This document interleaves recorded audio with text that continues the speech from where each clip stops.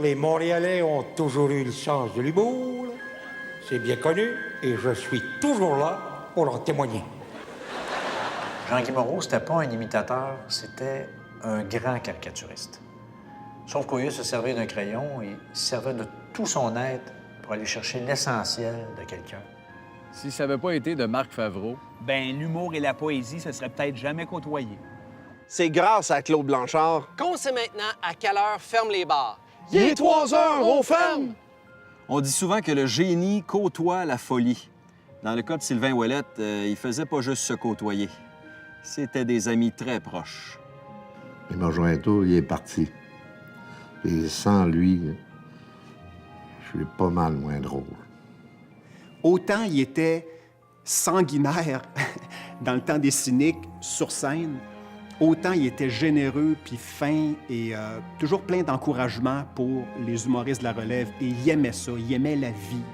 Doris Lucier, c'était un artiste profondément engagé, puis c'est avec son père Gédéon qui a le mieux manifesté son grand amour pour le Québec. Il nous a émerveillés comme enfants. Il a fait rire les plus grands. Le capitaine Bonhomme a confondu tous les sceptiques.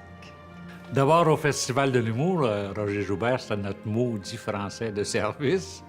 Mais j'ai appris une chose avec lui, par exemple. L'art du punch.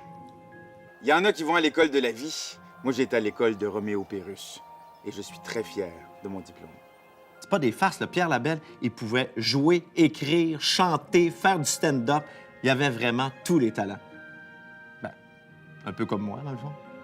Quand j'étais jeune à l'école, je ne pouvais pas dire mon père c'est le plus fort, mais je pouvais dire une chose, mon père c'est le plus drôle.